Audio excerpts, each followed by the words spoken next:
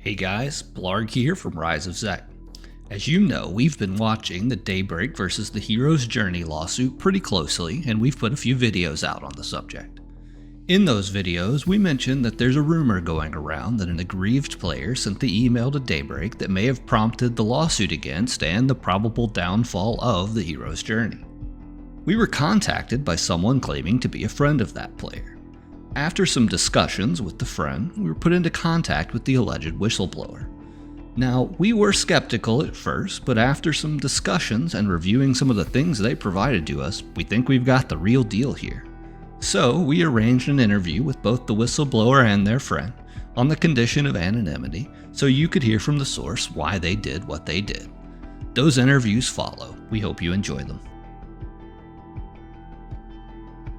But let me say first, we really appreciate you reaching out to us, putting us in contact, both with the emailer and yourself.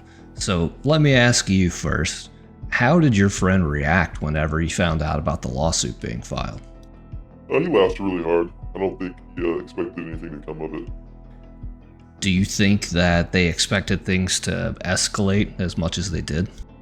No, I don't think they had any idea things would escalate as much as they did. You know, we've seen a couple of nasty comments even on our videos talking about, whoever sent this email. Why do you think your friend took the risk that he did sending it, knowing how the community might react? I think he just didn't really care about the risk. He just was gonna do it as a troll since they banned him after he just spent money on the server. Knowing what he knows now, do you think he'd make the same choice? I 100% think he would make the exact same choice if he had to do it all over again. Do you think your friend's actions by sending that email are changing the way that Daybreak treats other emulators, not just the Hero's Journey?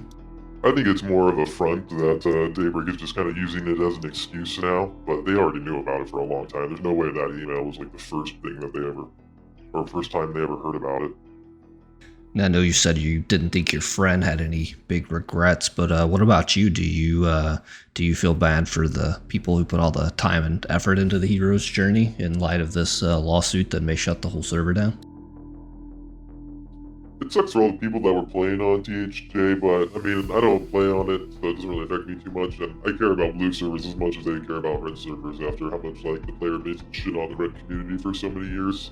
You like try and make one post on the forums about maybe a possible TLP PvP server, and then you get 3 pages spammed of you're an idiot. So, it happens. Sorry. Not sorry. Thanks again for sitting down with us. We really appreciate it. Last question, is there anything that you would want the people who are listening to understand about your friend and why you think they took this action? I would want people to understand that my friend is a loyal follower of Brad, and anyone taking advantage of elves in Norath will be dealt with accordingly. Thanks for agreeing to talk with us, and let's get right into it. First, I have to ask, did you ever doubt that you should send the email to Daybreak? No doubt at all. The leadership at THJ were engaged in unethical practices. They were exploiting vulnerable elves, including those struggling with pixel addiction. I felt a moral obligation as a follower of Brad to expose their actions and hold them accountable. So ultimately, was your goal to get THJ in trouble or shut down? I believe these emulators should be shut down.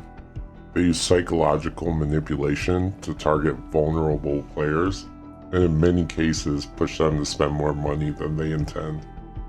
They're unregulated, and the longer they go on, more will pop up offering things like Thule coins to fuel pixel addiction. I promise you there's going to be like 10 to 20 more Reign of Thules just waiting to open their doors to collect a paycheck. I played with these degenerate elves for over 20 years, and most of them are spending money their parents don't have on pixels that they don't need. The types of people who run these drug boxes are typically scumbag pieces of shit. Okay, so that was your goal, but what did you expect would actually happen from, just sending an anonymous email? I expected the box to be shut down. The corrupt GMs on these servers, they just typically exploit the community for profit. Any server that brings in money this obvious always gets shut down. That's why other servers do it in a different way. There clearly seems to be a pretty big desire on the player base side, though, for these servers, doesn't there? Daybreak ignores the want for custom servers, and they lack the expertise to enable it. Daybreak simply can't execute a way for the community to create and play the servers we want. So, getting back to the email that you sent to Daybreak, did you ever worry that your email would be traced or that you would be identified somehow? I didn't think my email would be in the docket in the first place, so it never really crossed my mind. And so how then did you eventually find out that your email was cited in the lawsuit? I found out from a guild called the Dentists.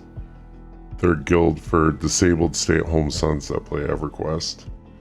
They basically backtraced the email in the docket and figured that I was the person who sent the email. In your email, you said that THJ was making $20,000 a month. How did you come up with that number? I consulted top elf financiers and bankers, and they all agreed that THJ probably made about $300,000 in total. Have you been surprised by anything that either Daybreak or THJ have said in their legal filings?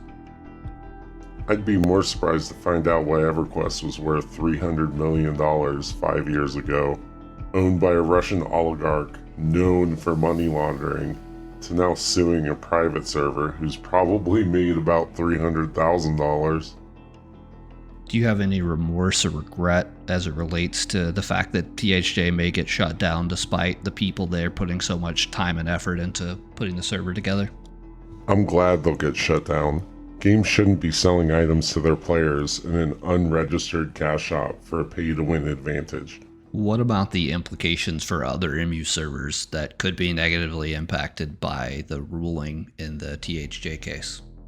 P99 Quorum, the only two servers under a private server agreement with Daybreak Games, already has RMT to make money. Users buy and sell items and access account leveling services on their daily. These servers facilitate way more external EverQuest transactions than THJ ever did. For example, just go to the ectunnel.com website. It handles the majority of these player-to-player auctions.